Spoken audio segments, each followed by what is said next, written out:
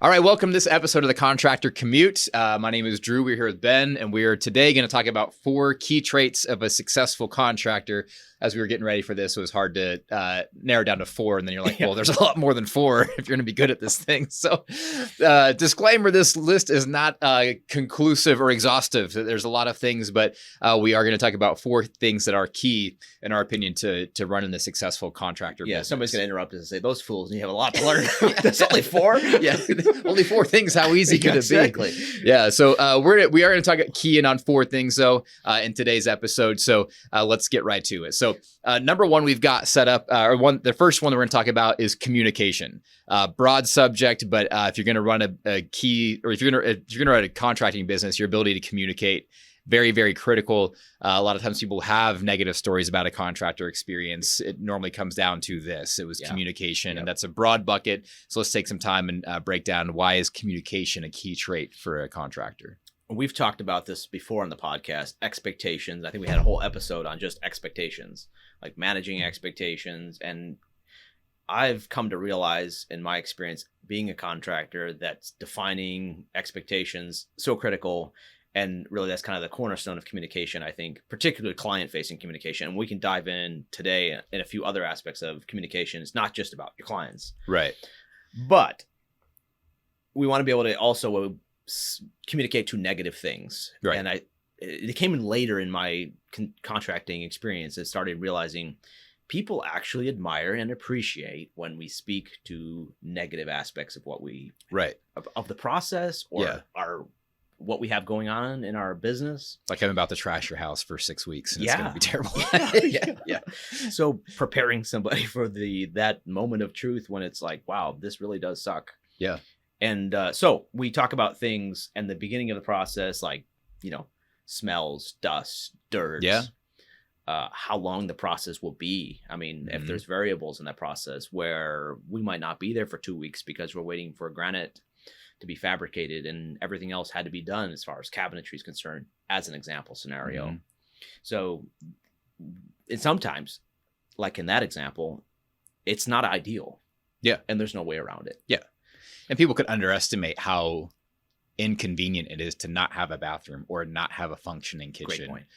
And it's like, hey, all they see is the end product, but they may not, and they're like, it's going to be awesome when it's done. Yeah. But the reality of living without that and having people working in your house, the dust, even those things, to you, it's normal. Like, this is just what it is, but most people who are doing a remodel in a home have never done that before. And so they might have the sunshine, lollipops, and rainbows version of how this is going to go. Yeah. So setting the expectation on what the process is going to look like. What are some things that people are surprised by or don't expect that you've run into? Yeah.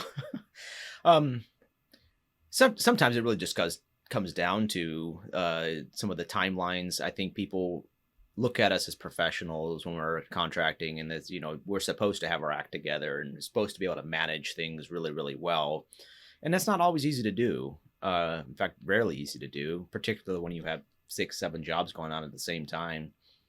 And planning for contingencies. And we're going to talk a little bit later about unexpected situations, but somebody's sick, COVID. Remember when we had all that stuff going on and didn't know what was happening. You got people that are not okay with working anymore, or regulations that prevent them from working in people's homes. You lose, vendor timelines were impacted by that significantly. Yeah. So there's a lot of things outside of our control, and letting the clients know what things are. Yeah. Like, here's the things that I manage directly. I have for example, in my case, we did all of the carpentry work in-house. So be able to communicate to our clients, this is what we do. This is what my team does. We subcontract out these elements of the project, and this is kind of what this usually looks like, without really getting into on November 1st at 8 a.m. sharp.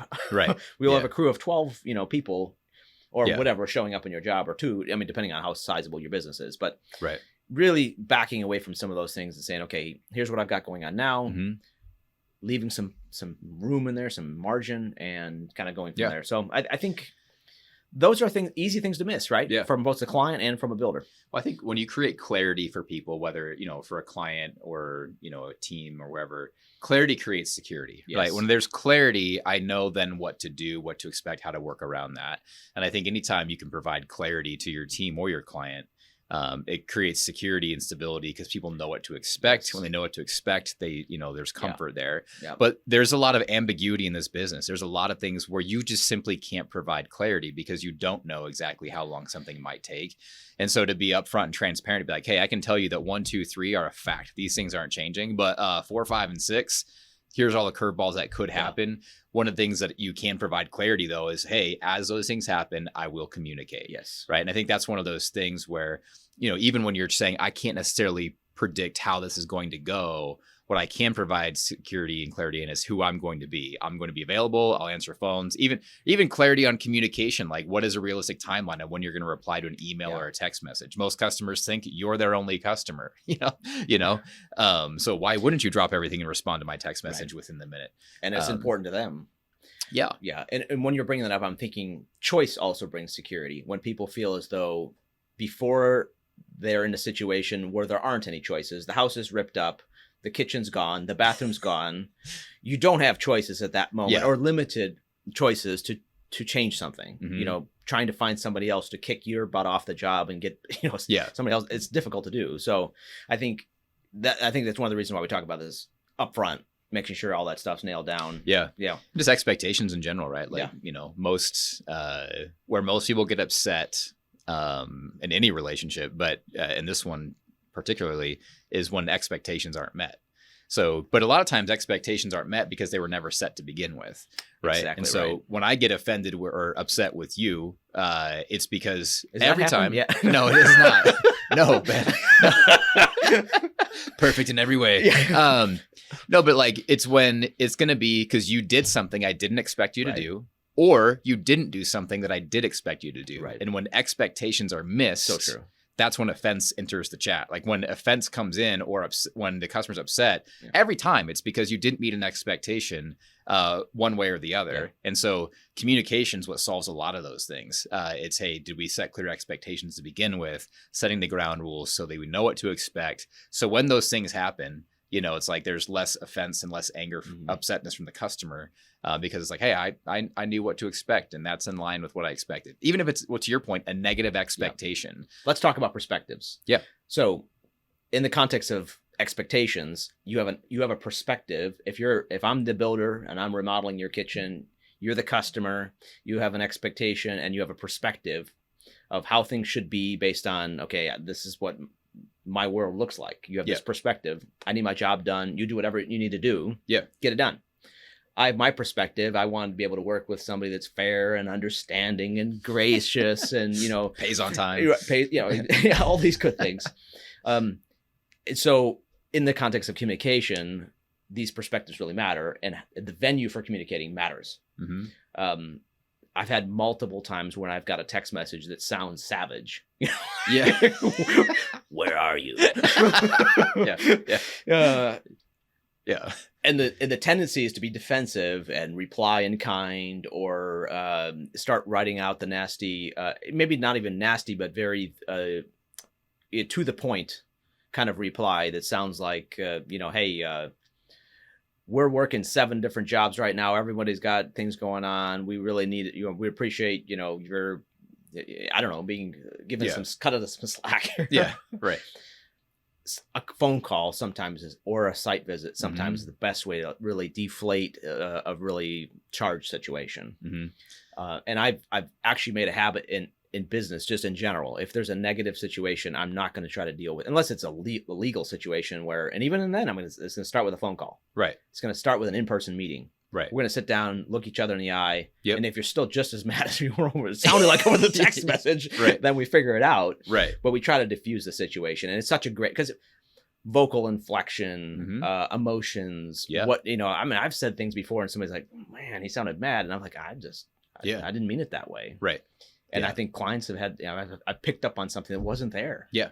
Yeah. Subcontractor. I remember, expressing something to a subcontractor, and he had just, I said, okay, let's talk. Yeah.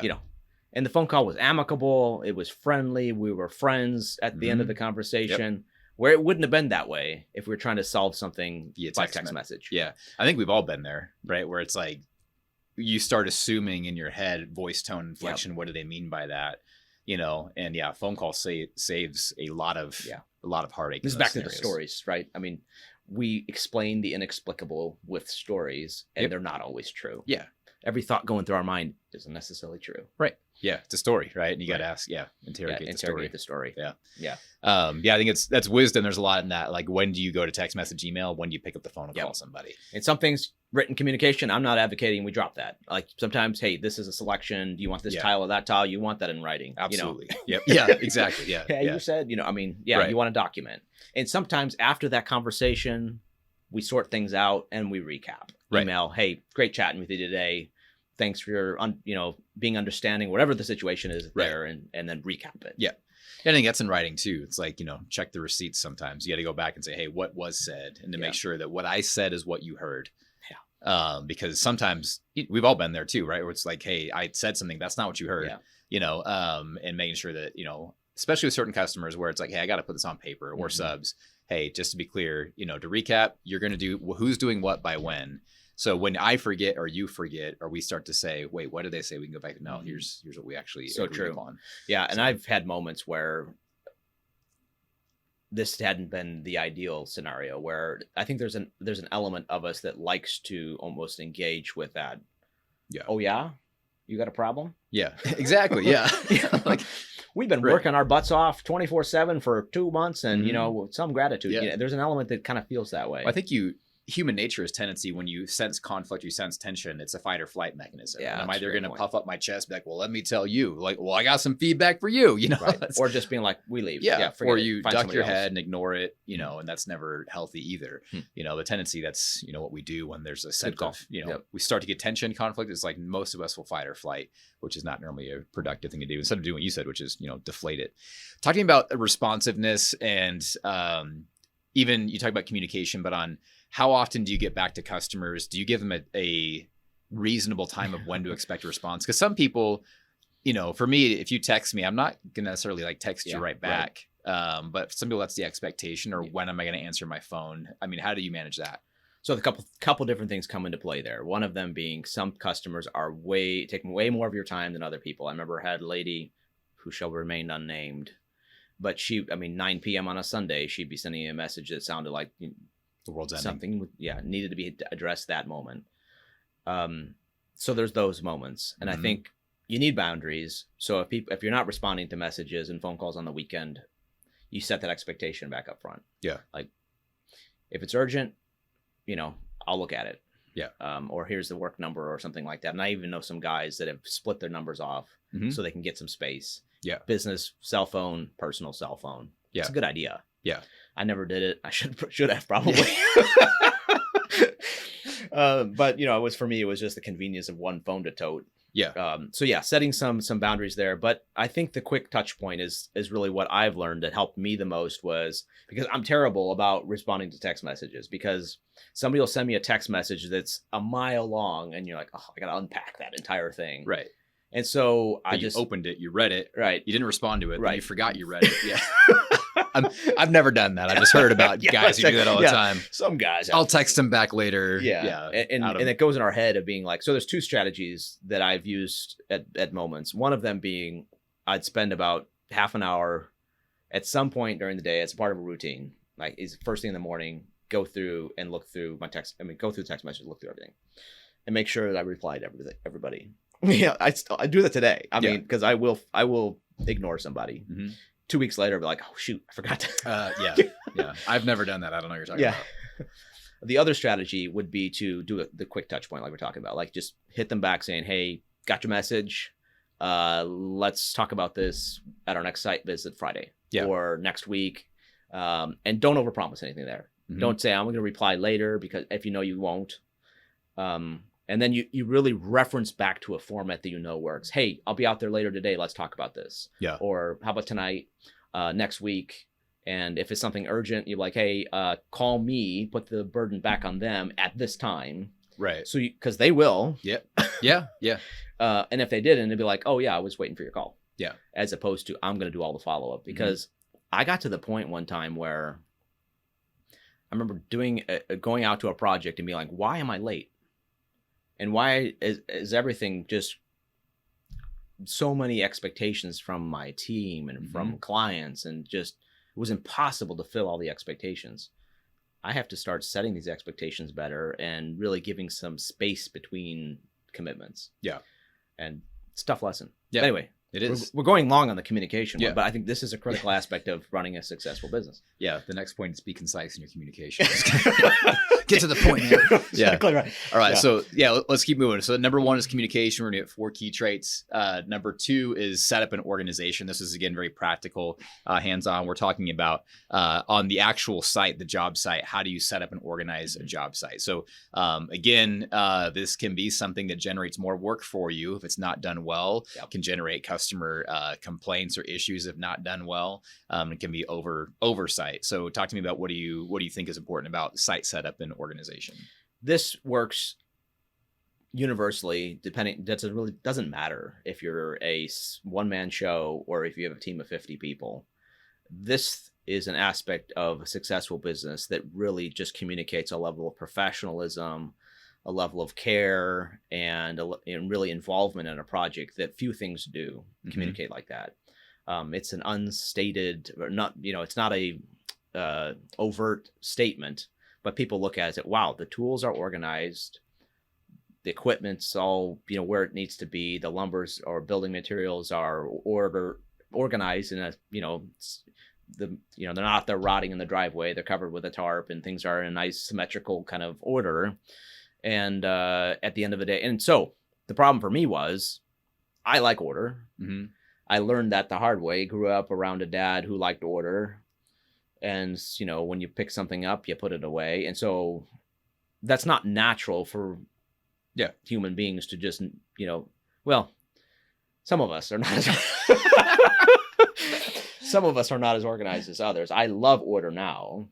And I think I did at the time as well, but it's hard to really know how to maintain that order. Yeah. And I think that's one of the struggles is when you have a team and you have to get everybody else bought into this idea of order. Yeah. Because I'd go out to a job site and it just looked like a freaking disaster. Yeah. You could follow my team around the house and see what they did based on what was left behind. Yeah. Oh, there's a guy that did this, and there, Yeah. the tools are still there, and there's junk around that. So putting some margin in, some time, dedicate like 15 minutes at the end of the day, you expect your team to clean up. Yeah. Trash goes here, etc. How you set up the job at the beginning, I think you touched on that too, is it really does start with that as well. The dust barriers, the floor protection, the drop cloths, the ram board, etc. Just really keeping a tidy site. I think, my definition my definition of clean is probably not your definition of clean. And so, but as the owner, operator, the person who sold the job, it's got to be your standard of clean is what the customer experience is. And, we've had contractors in the office here where their main selling point, you go to their website, is we are clean. Yeah. And that's their competitive advantage. They're doing high dollar jobs in high end homes with higher profit margins, with people who are less concerned about what it costs because they have the budget to pay what you want to charge. And you go to their website, and that's one of their main selling points is we have high pricing up front, but here's how clean and what to expect. Because there's a cost involved. Yeah. Absolutely. You're paying for it. Yeah. Yeah. And I think that's the thing is understanding that there is a level of expectation that a high-end client's going to have. And, word of mouth referrals, rich people hang out with rich people, and if that's a high-end job you want to be doing, they do care about the empty Monster can that was left in the front yard, that does matter. So let's see here. I've come to expect certain standards of cleanliness from my team and subcontractors, etc. And so when you go out to a job site, the tendency is just to be like, oh my word, these fools, look, this thing is a wreck. Who did that? In order to maintain it, you've got to get your management team bought into it. If you have a bigger company as well, whoever's doing that, if your PM, your super, whoever's going out to that job is really making sure to hold that line for you. Yeah. And to your point of what is clean, that goes back to the communication aspect of saying broom clean. This is, this is what clean means to us. We're not going out there vacuuming. We're not sucking all the dust out of your house every day. Yeah.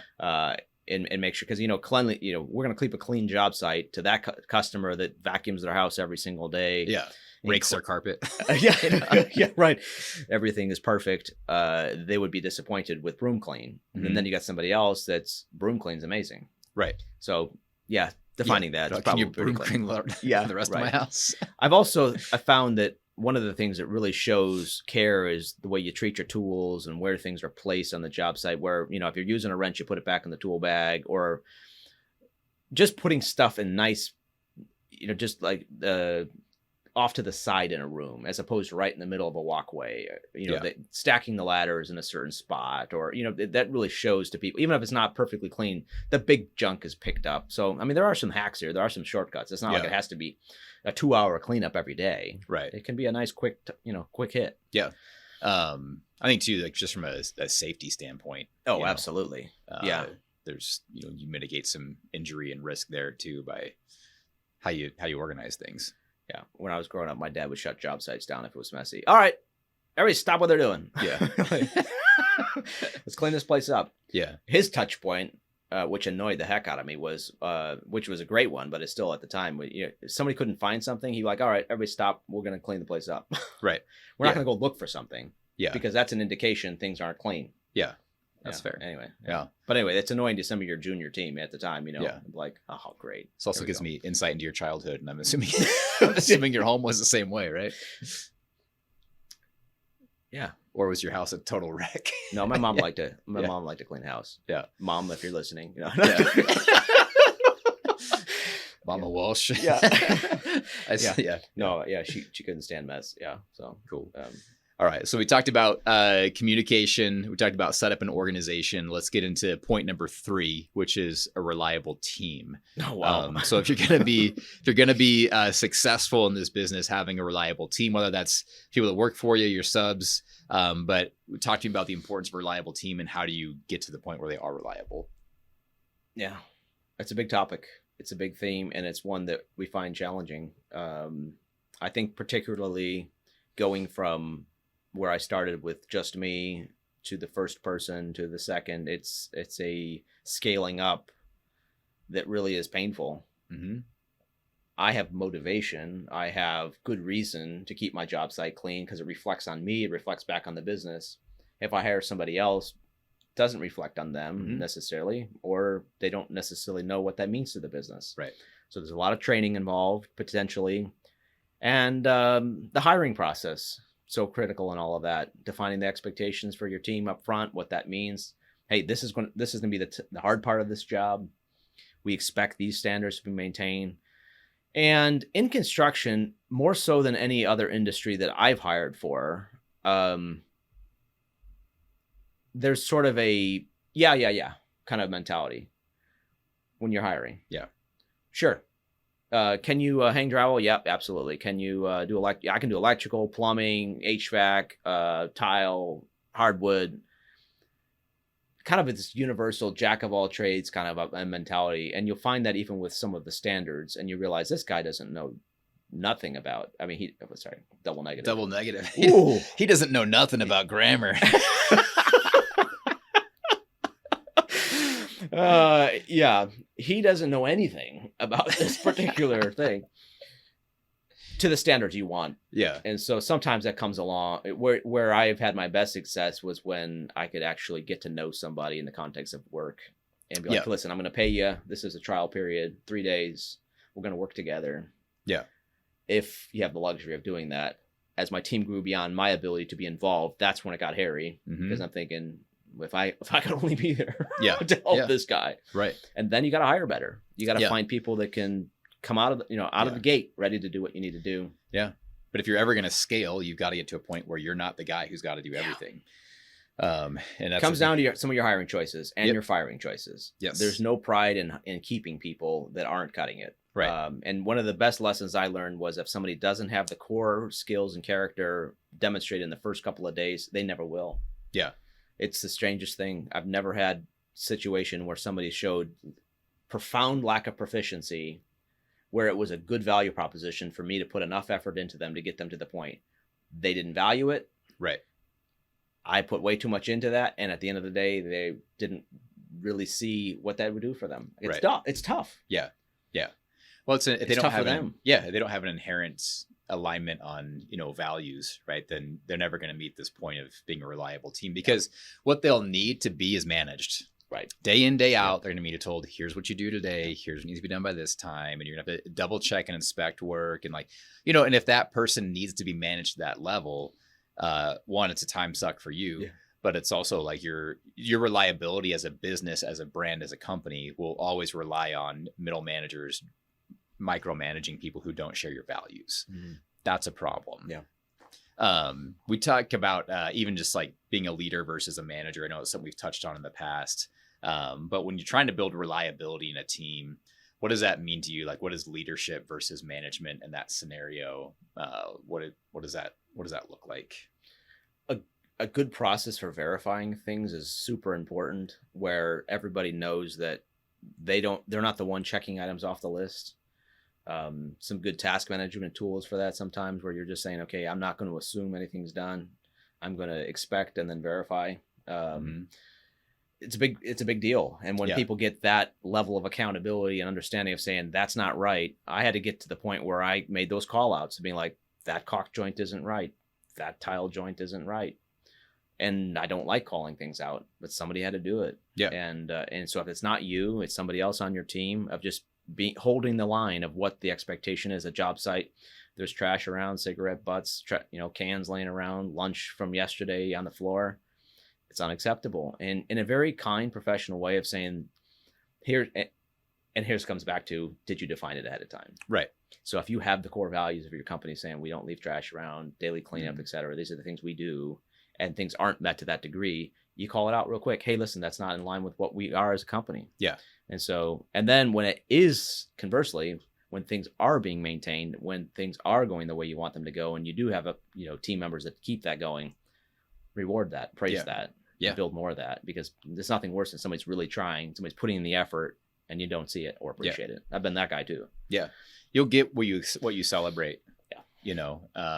And you'll also get what you tolerate. Yeah. And so if you're tolerating things that you shouldn't be, you're reinforcing it, Yep. And I think that's, and you have to inspect what you expect and like all of those things. But again, when you set clear expectations up front for your crew and your team on what you expect and what does it mean to be reliable, then when the standards are missed, it's not in my opinion versus yours on how we define this. It's like, no, let's go back to let's check the tape, right? In the very beginning of our journey, this is our company values. This is who we say that we are. So instead of me coming at you, I'm saying, hey, me and you, let's look at the expectations together, and I'm going to call out, hey, where did you miss the mark here? And as contractors, we don't always write things out, but this is one thing that could be, this is something you do want to write out, particularly with subcontractors. I remember one time we were working on a high-end kitchen, $50,000 just for the cabinetry in this kitchen. So for me, this is a high-end kitchen. Yeah. Several $100,000 of stuff, in this kitchen. And my electrician, great guy. His hammer swinging, pouches, flying through the kitchen, and there's cabinetry all around him, and granite and tile, and but that expectation of being like, man, the tool belt's off, the hammer's not swinging, you're trimming out at that point. The job is done. He's just finishing putting plates on it, things like that. We, even making sure that's defined for him. If I'm not there and that cabinet's scratched, God forbid, and it's some, his hammer rakes a line through one of those cabinets. Yeah. So that's another expectation to define with a subcontractor. Right. So the reliability aspect of a team is not just about showing up, but reliably performing towards in line with the expectations you have of them. Yeah. Make sure at the end of the day, every job that you do is one you're proud of, and you're willing to put your name on and be like, that's my work. And boy, does that travel. Yeah. When people are talking to their friends. Yeah. Yeah. And that's when, business comes in. That's when you're able to increase, scope, margins, all those things, because your name's going before. There's a reason why you go to Chick-fil-A and everybody's polite. There's restaurants like that. Yeah. Where you have a very consistent experience. It's not just that everyone just decided to say, hey, right. Whatever, I forget what they say. My pleasure. My pleasure. Yeah, right. Or whatever. Yeah. Yeah. And it's not because they just read the same training manual and new hire orientation. Oh, you're supposed to say my pleasure every time. Got it. Like, nope. It's reinforced. Yeah. Training. Over and over again. But it creates a consistent experience that people expect. Yeah. You know, that brand travels beyond the person. We've got a car wash place in town. Recently, as a business owner, I observed certain things that wow, that would have been a good idea. You drive up there, they wave at you. And I thought, that's not the consistency of it. Everybody does. Yeah. They're going to wave, smile at you. Yeah. That's trained. Yeah. As a business owner, sometimes I wanted to discount how much I was involved in that process. It reflected on my poor training. Yeah. If somebody wasn't doing what we needed to do. Yeah. Yeah. I think it's even, I think back to, I led a team that was not the construction space, but for my leadership team, we had an expectation that if you passed somebody in the hallway, you said hi. And if you knew their name, you said it. Mm-hmm. And that was just an expectation that has to happen every single time. And it was a simple thing of making sure your employees know, your leaders see you and know you and care about you, Wow. and it's a simple thing. Yeah. But when someone knows your name that you don't expect it, you ever had that when someone remembers your name and like you don't remember theirs and it's like, hey, you, and it's like, dang it.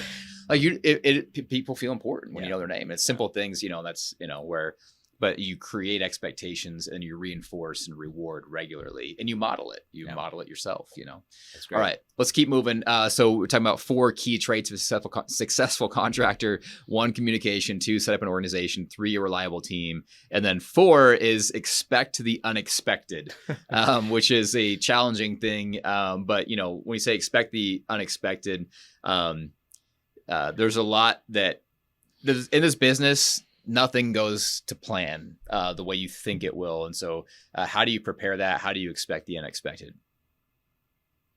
Yeah. Understanding from experience what has worked well, where are the points where things typically go wrong, where are the points for us on remodels. It was at the punch list part of a job where it was very hard to plan how long that would take exactly. We were as motivated as anybody to get off there. Nobody's paying you to go diddle around and finish up a punch list. Yeah. But at the same time, defining the parameters of that, getting in, getting out, and getting something done wasn't always as easy as we wanted it to be. The other aspect that we've struggled with over the years too is just all the logistical aspects of getting materials on time and working around subcontractors. And you have to really learn to start there's a lot of things outside of our control. So we've talked about even earlier defining with clients, vendors, etc. These are the things outside of our control. And then really, to your point, Drew, earlier about just that written communication where you recap the expectations, subcontractor saying, hey, as we talked about, this is what my commitment is to you to have things ready for you by Thursday. If you can get there Tuesday as you committed to, you recap that, and then another touch point before that. So that's part of just keeping things going, not really, sort of managing those potential unexpected scenarios. And then I think knowing your business, knowing your limitations. The other thing about it is really the leaving margin for things not to go the way you want them to go. The way that worked in my business, I started using a scheduling app. You can use Google Calendar, you can use something else, and you start just putting dates on there when things are supposed to happen. They were always off, like frustratingly off. We'll be setting granite and I'm planning things months off. It's not like next week. We could get next week right. Yeah. But 3 months from now, we had no idea where we're going to be. Yeah. I mean, we know we should be, but being off by 2 weeks is a lot. Yeah. So, and then you got 5 different jobs all scheduled around each other, and now you're moving things along 2 weeks, and it just became a calendar, the whole calendar process was a nightmare. Yeah. So what we did was created 2 different timelines. One was the one for the customer. The other was our internal timeline. Smart. And we had to learn what our lag needed to be. Some projects, that was a month of just more or less buffer. Mm-hmm. We're saying we're going to be there this date doing this, or maybe not a specific date, but a window. Yeah. Windows are much better than, hard fixed times. But this is what we're going to be doing about this period of time. Leave yourself plenty of buffer on some of these bigger jobs to get things done. And sometimes it might even be longer than that. And obviously it wasn't a commitment. This is where we expect to be at that time. And here are the things that are outside of our control. And so when something, even with buffer, if something was off, you're still prepared for that scenario. But it helped internally to have the driver calendar where you're saying, really, our business objective really would be best served by getting done with this job Friday. But to our customer, if we're done 2 weeks from Friday from an expectation standpoint, right, and we're done next Wednesday, wow, you're early. Good job. Well done. You're not 2 days late. You're a week and a half early. Mm-hmm. It's under promise, over deliver. Yeah, which is underestimated. I think we've talked about in the past too. Yeah, we have. The one where you're just like, well, I want to give them the best case scenario because that sounds good, it feels good, it makes them smile in the moment. Why do we do that? I mean, it's such a stupid thing that we do sometimes, and I did it for years and years of like, yes, we are incredible, we're amazing, all of our guys are so gifted, they're always, I mean, it's like, why? Yeah. I mean, the expectation, we can't even live up to it. Yeah. I think it's, you want that cheap affirmation, right? Yeah. Oh, wow, they're great. Like in that moment, you felt good saying it. And like that feel good is like what you're going for. But boy, it sucks later. Absolutely. Yeah. And I think that's why people end up procrastinating or they don't answer the phone call because they don't want the negative feeling that comes along with that. Yeah. But it's like it all started. Deal with it head on. I mean, just learn from it. So if you really want to feel good, then under promise, over deliver. And I think that 2 calendar thing is smart. Yeah. Like, hey, like here's what we think we can do. We're going to try hard to hit this, but setting an expectation where, again, that customer is surprised and they're happy and delighted every time because it's like, wow, you delivered ahead of schedule. And it's a process. In my business, we went from being consistently late to being on time by just starting to dig into it, really hit it hard and be like, okay, where are we late? Even personally, for me, it came down to, okay, what commitments am I keeping? Which one am I missing out on? Which ones am I failing on? Yeah. And then really analyzing, okay, how much buffer do I need? Is it an hour? Is it 2 hours? Is it a day? Is it a week? Yeah. And you start learning and saying, okay, in my business, where we're at now, we need a 2-week buffer. Yeah. We need a month buffer. We need 2 days buffer. Maybe it's service industry, you need 2-hour buffer. Yeah. What does that look like? And what promises can you keep? And there's some things that you cannot speed up. There's some things like that, no matter how worked up you get about something, you cannot make it happen faster. So true. And it might be delivery timelines, it might be things like that are out of your control. I was listening to somebody, they were talking about a farmer recently, and they were like, yeah, if you work with corn, you work at the speed of corn. And it was this like profound, simple statement. I was like, yeah. But he's like, a good farmer is more concerned with the soil and the product, and like that you work on that cycle, and no amount of urgency or follow-up is going to make it go faster. And I think knowing what is real time when I'm actually working with, what are my realities, not my dream scenarios, not my best case scenarios, but what are the realities of my situation, and then build timelines in there. So if you are that person who tends to overpromise, you probably are a glass half full type of person in life, which is a good quality, but that's where you can get overly optimistic and start writing checks you can't cash, This is something we see in other people where we more or less kind of hold other people to our ideals and hold ourselves to more or less reality where it is, just this is what things should be. Yeah. And we all know what should be or what could be, right? But what today is, might be radically different. Yeah. And what today is where we're at. Yep. And what are my actual capabilities, my actual limitations, and deal within those. Yeah. That is our paradigm that we're in right now. Doesn't mean we're stuck there. Doesn't mean we don't work harder to get out of it and improve it. Yeah.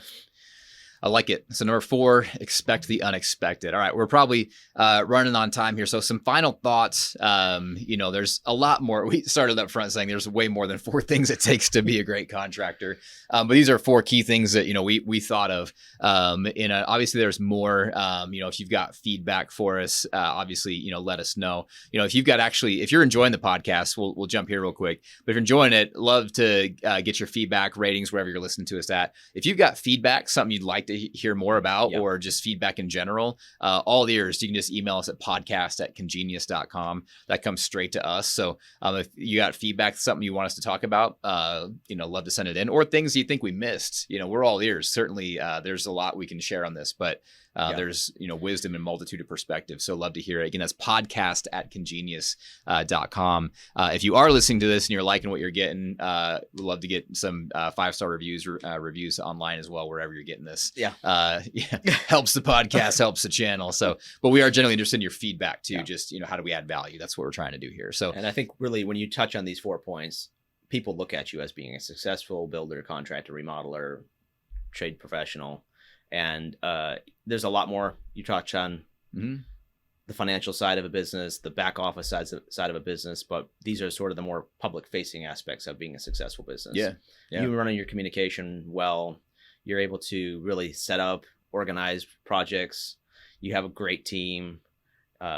People are going to really start respecting what you're doing, and then you're managing those unexpected situations. You're prepared for them suddenly. Yeah. Your vendors, the respect you have from vendors, subcontractors, and your clients is really incredible. Yeah. So we all keep pushing for that. Yeah. Well said. All right. That's a wrap for this edition of the Contractor Commute on 4 key points to being a great contractor. We will catch you guys again in 2 weeks. Thanks, Drew.